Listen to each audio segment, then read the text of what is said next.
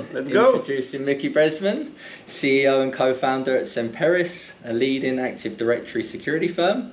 How are you, mate? I'm good, you? Yeah, good. First time in Hoboken for me. So we're now in headquarters, right, New Jersey. So how long has this been home for you? Hoboken has been home for about 7-8 years now. Okay, brilliant. And was you in Israel last week? Have you just got back? I was actually on a tour, so I was in France, started there. From there, at some point, jumped to Israel as well. It was kind of going. We have a lot of activity across Europe in general. Yep. So we have, as we discussed before, we have people in the UK, France, Italy, Germany, all over different locations in Europe. So I quite often find myself taking a plane and Yeah, love it. Well, look, before we get into the fun stuff about Semperis, can you just give the audience an idea of who you are and how you got into the industry? Sure. So I've been in the industry for more than 20 years now, to be honest. I started my career back in the Navy. I did my practical engineering degree before that. In the Navy, I was more on the networking side of things. From there, a consultancy gig. From there, a financial institution for about 7 years, although it originally was planned to be there for 6 months, but that's a different story.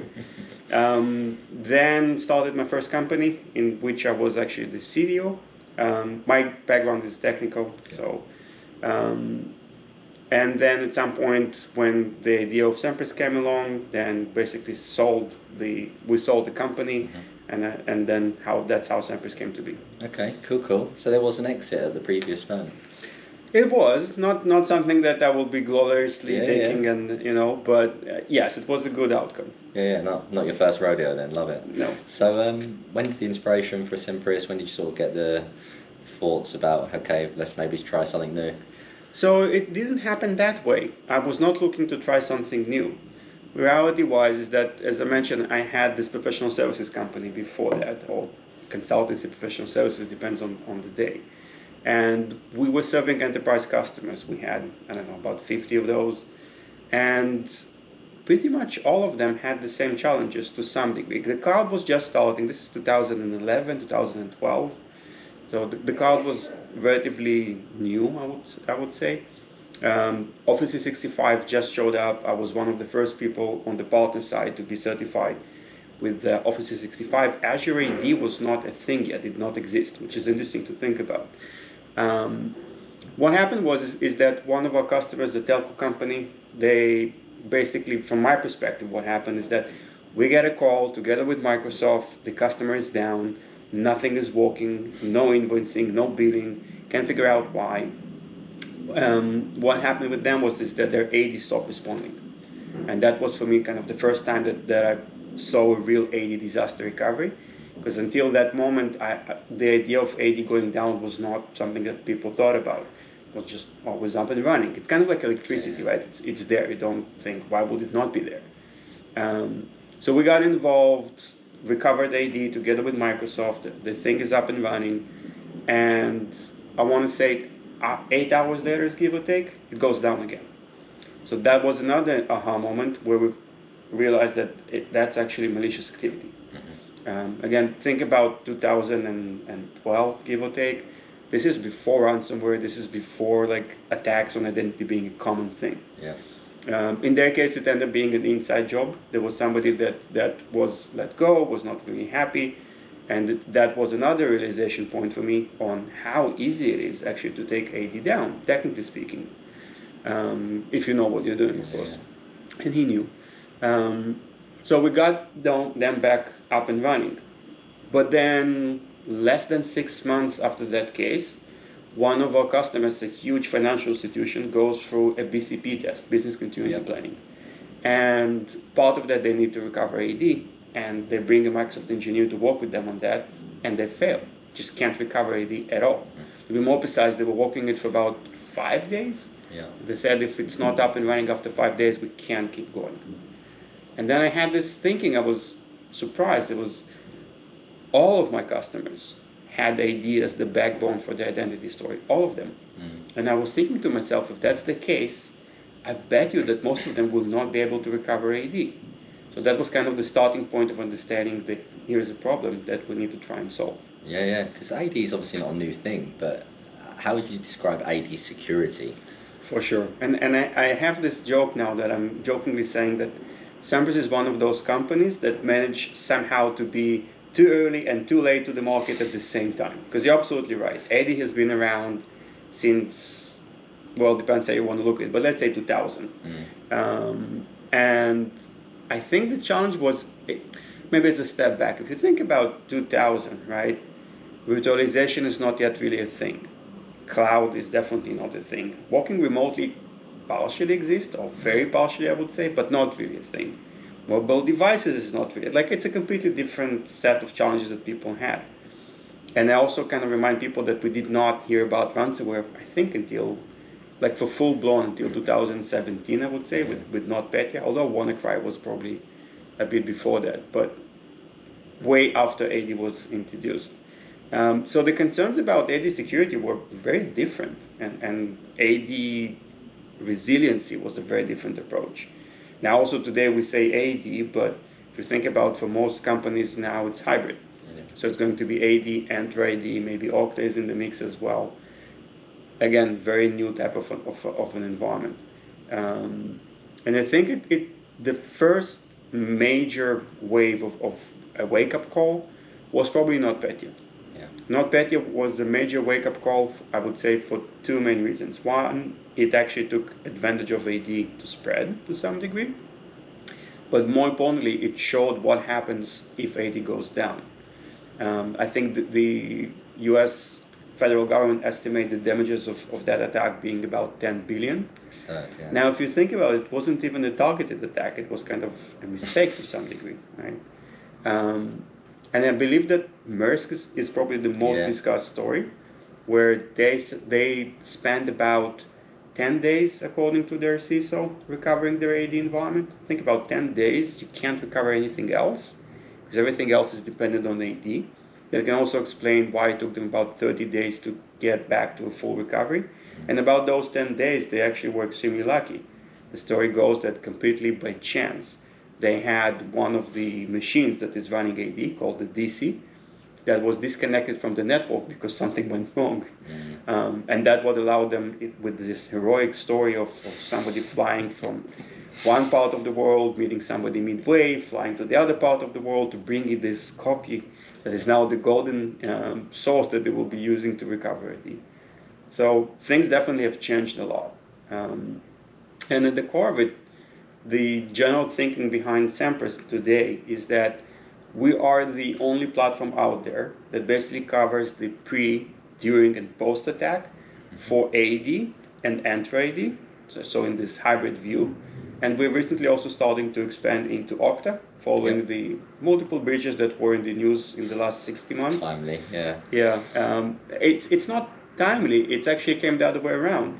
We had multiple customers that have started to reach out to us and say, hey, we need you to look into Okta as well, because we use Okta and we need the same capabilities. So we heard them and we started to expansion there as well. Yeah, so obviously you identified the problem and then spun up Semperis. How's things? Are we 7 years, 8 years in now? How long have you been running? Depends how you want to look at it. I think, again, because I had the company before and then we sold it, I think what we officially landed on is 2015 being kind of the launch date. It's actually also tied to the time of when the previous company was sold and I became a full-time employee.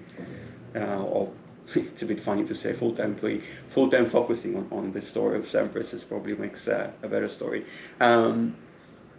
So things changed a lot. I think 2016, when we were starting our initial go-to-market, all of my meetings, I used to spend about a third of the meeting explaining why it's a challenge. Why do you need to think about AD resiliency? Why do you need to think a cyber-first approach to your recovery? Fast forward after NotPetya, so I think 2018, 2019, roughly speaking, everything changed like overnight. There was no longer discussion of why do you even need to think about it. It was mainly of, okay, how can you improve what we have today, which is very different. And if you think about the story of Semperis, we experienced a crazy growth rate, or at least for me it felt like crazy, because just to give you some sense, January of 2020, Semperis worldwide, we were about 30, 35 people. Here we are in January of February now, of 2024, and the company is about 400. So it's, I don't know, it's been quite a ride. Yeah, it still absolutely. is. Yeah, so I saw there was actually fastest growing company awards, and it seemed, I was looking on the website. It's just accolade after accolade. Like there was one recently, which was the Fortune 60 cyber companies that you was also on, and I saw you had quoted about you should never take your customers' trust for granted. Do you remember saying something like that? Makes sense. Yeah. There are a few things that I said over the years that are all. Sometimes I'm jokingly would say I'm stating the obvious, but maybe it's not.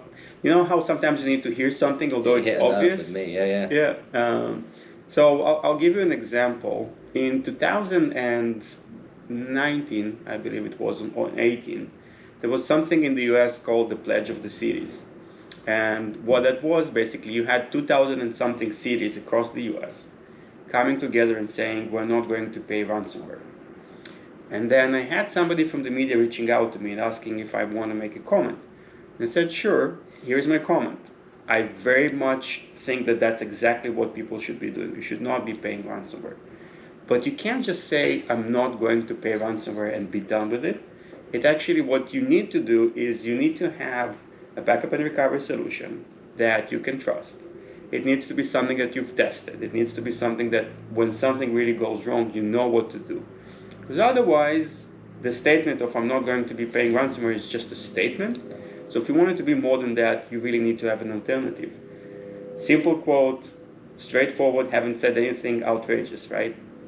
Over the next week or so, I was getting about 2 calls a day from different media outlets asking me if I can elaborate about what I said.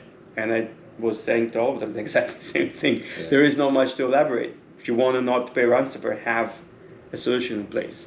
So yeah, sometimes it's kind of stating the obvious.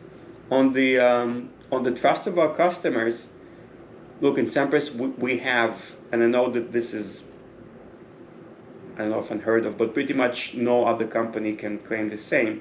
We have close to 100% of customer retention rate. Okay.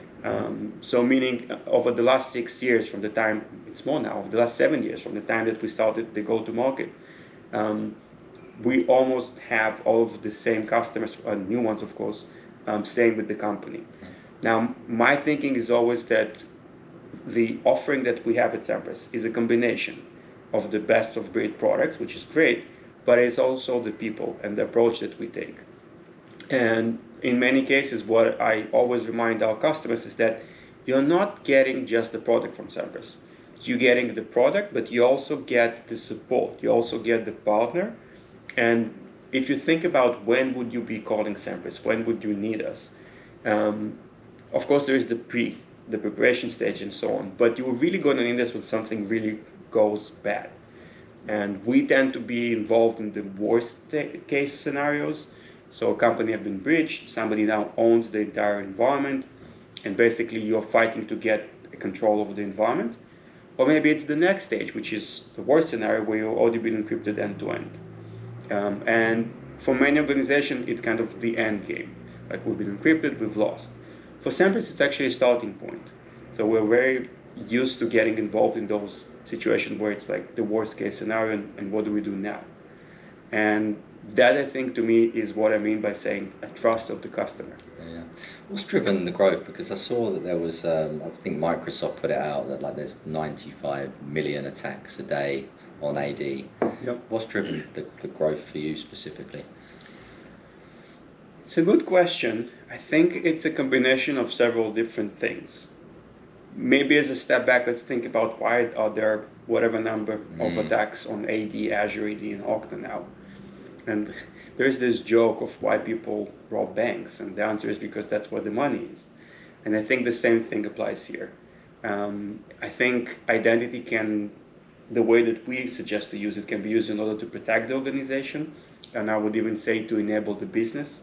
And one of the things that we pay attention to in Semperis, and I think we're uniquely positioned to do so, is this focus between the security story, the infrastructure story and the business story around identity. And I believe that you can't really do any one of those in a silo. You need to have all of those.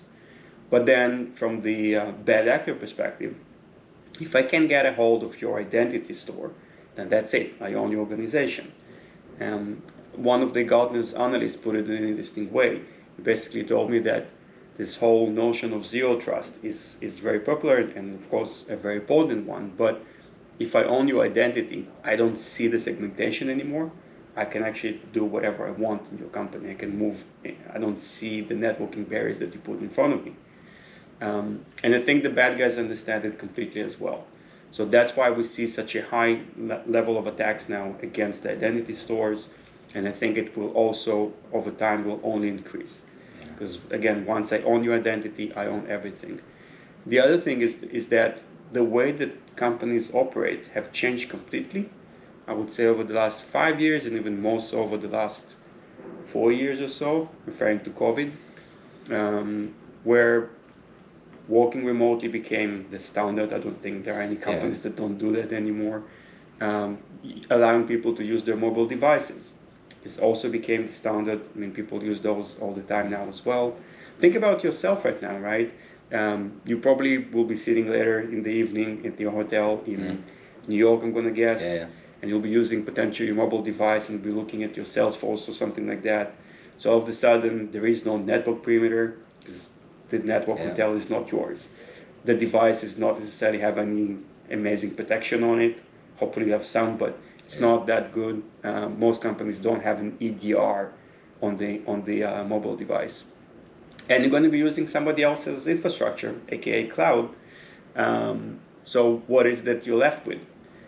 You're left with the story of the identity, the resource that you're trying to access, and the access permissions. Can you, should you, and so on. So that's, I think, what basically made identity so critical. And by the way, in the same time that we got the Fortune 60 best companies, or don't remember the exact name of what it was called, something else caught my attention. At the same time, at the same article or the same acknowledgement, they also provided a survey that they've done with 200 CISOs of large enterprises worldwide. And they basically were asking them, what is your highest priority for 2024? And the answer was identity. And I think it's for the exact same reason. What about, you mentioned earlier people, so I saw you'd also had like best place to work, I think for the last 2-3 years running. How have you cultivated, and is that a culture? Like, can you tell us a little bit more about that? Sure. I think culture is, at the end of the day, for most companies, culture and people, and one comes with the other, is the biggest asset that you're going to have, right? We're not a real estate company. We don't really have buildings as assets or something like that. Our assets is our people. And it takes a lot of work, especially in a company like ours, because everything changes every year. Like if you think about how do you manage culture when you're a company of 30 people, how do you do it when you become 100, 200, 300, and so on, it's very different. Because at the stage of when you are 30-something people, I knew all of my employees by name. I knew a lot about their private life. I knew about like their kids, pets in some cases. Can't really do it when you cross the 400. Just it's impossible. It just really can't. So I try, but it's not really possible. Especially when you have like 30 new employees starting in the same month. It's really hard. But what you really want to try and do is to make sure that from the people that are your mid-level management, and actually all the management functions in the company, you want to try and distill the same culture that you had at the beginning, where it's funny, the way that we used to describe our culture is being advised by HR that it's no longer acceptable. So I think the way that we describe it is being nice to each other. That's kind of the best way to put it. And the way that we actually, it's interesting, but we have this notion of being a force for good in the company that started somewhere in the mid of 2020. And the initial force for good idea was, it started with one of our partners that called us, and the partner was saying at the time we did not provide incident response services. We were only a product company. And he called me and said, I have the situation. My customer, who is not a customer of yours, has been breached. And the attacker have a hold of AD. We can't figure out how they do it. We can't figure out where it's coming from. And the company is really struggling. It's a big multinational company. From what I recall, about 30,000 employees. And he asked me, he said, I know that you have the knowledge of how to deal with those situations. Now, I also know that it's not something that you do, but would you be willing to help? I said, sure. Now, this partner is a very big company. So he says, oh, but we don't have a professional services agreement because you were not supposed to be doing professional services. I said, don't worry about it. Let's just do it and we'll figure it out later on. He says, great. And I assigned to 3 people, to start working with them, 2 in the US, 1 in Europe, because the company is also globally distributed. And I think like 5 minutes later, I get a call from his manager and saying, thank you so much for working with us, but we don't have an agreement in place. How are we going to do it? I told him, don't worry about it. Let's help the customer. Let's get them up and running. And we'll worry about it in a later stage. Skipping a few steps in the story there, eventually we were able to get the customer to an operating stage. It's actually an interesting story. They were breached by one of the government-sponsored groups, not a friendly government, as you can imagine. And there was an interesting experience for us to see actually how it go and what was happening in that situation. And I think maybe 2 days later, I get a call from one of my sales managers that's saying, I just heard about what we did with that company. We have another partner that just called me. They're in a similar situation. Do you think that you can talk to them and see how we can help? I'm saying, sure, I get on a call with this partner. Same story again. We don't have professional services. Can you help? I'm like, yeah, we're going to help. And then we'll figure out everything else later on. Don't worry about it. And then we basically decided that our force for good notion is going to be that we always will be first looking to help and only then asking questions. So even if you don't have an agreement in place, don't worry about it. We're going to solve your problem. And we also provide the tools for free. So you can use the tools 90 days for free to help you get to the point where you're up and running. Now, don't get me wrong. If you don't have my backup and recovery offering before you've been encrypted, recovering is going to be a challenge. Yeah. But I'll be able to at least help you with the knowledge of what to do.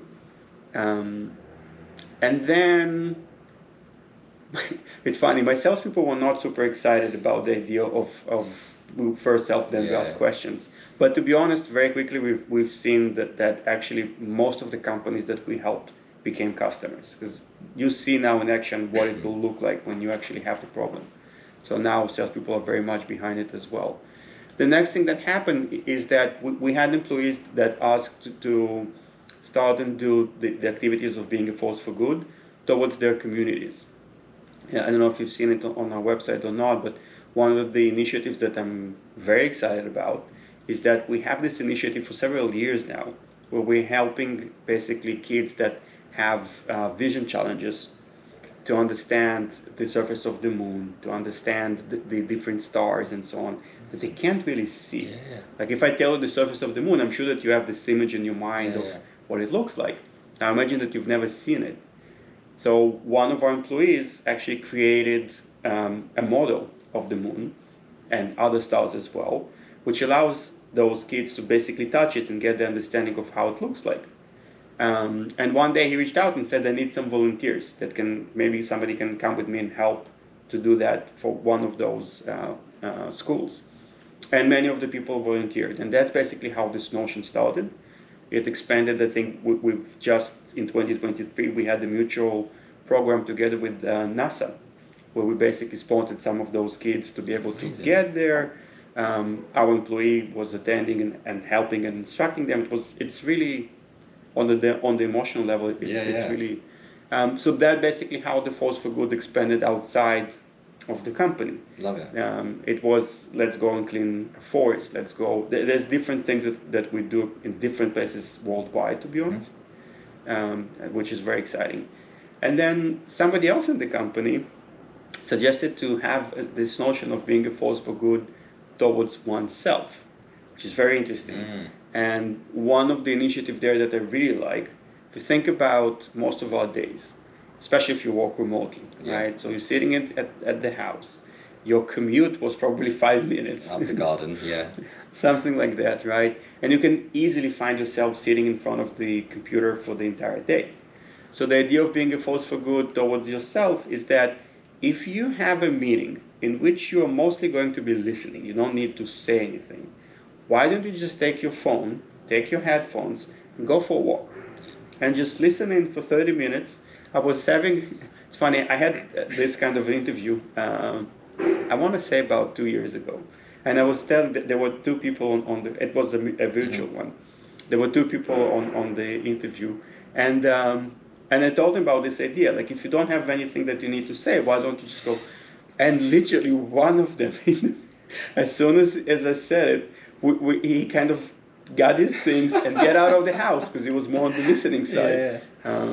So there's a lot of those different initiatives, and I think that all of it to say is that this is a lot of the things that we are intentionally doing in order to try and keep the same culture that we had when we were a company of 30, and trying to keep basically the same notion as well. Yeah, you mentioned just about companies reaching out when maybe stuff's gone wrong. What sort of practical advice could you probably give prior to stuff going wrong that they can maybe look at and do? For sure. So I think the preparation stage is super critical, right? The last thing that you want is kind of trying to figure out what to do when everything is on fire. I think, at least the way that we approach it, we have this notion of the pre-attack stage. I would say 2-3 main things. Make sure that you have something that allows you to find vulnerabilities in the environment before somebody else does, because they will be taking advantage of those. Make sure that you also have a single language, like maybe you're using the MITRE ATT&CK or the ANSI, depends where you are in the world, but have a language that allows everybody to understand what is it that they're seeing and how to classify that. So basically find the misconfigurations and close those gaps before somebody takes advantage. Jumping all the way to what happens in the worst case scenario, make sure that you have the understanding of what to do in those situations. So make sure that you have a plan in place. You'll be surprised how many of the times that we were brought into an incident situation and the company is down. It's the worst, right? You start working on something, then it turns out that the company doesn't really know who's responsible for what. Or they assume that David is going to be doing a certain activity, but David was assuming that John is doing that activity, so that is not being done. They are not sure what is their agreement with the cyber insurance company that they leverage. They are not sure what's their agreement SLA-wise and similar with some of their vendors. Who are my vendors? Management-wise, if my manager, being Mike, that's supposed to approve a certain activity, let's say that he is in the Bahamas at that time and he's not available, what are we going to do? Do we know who do we call next? All of those things that you want to know ahead of time, and you definitely want to give it a try. You definitely want to test those. I would even recommend at least once a year. Some of our customers are doing it twice or 4 times a year as well. Just because I think we're living in this new environment where it's not a question of if, it's a question of when. So if you know that that's your reality, make sure that you're ready. Because if you've been hit with something like a ransomware as an example, but you can bounce back in a matter of hours, then it's an unpleasant event, but it's not going to be devastating. Now, the same story, but now it takes you a month to recover, that can be devastating. What's the future for Semperis? What's the future for Semperis is a very good question. With the company that is growing as fast as we are, I believe that the answer is also changing on an annual basis.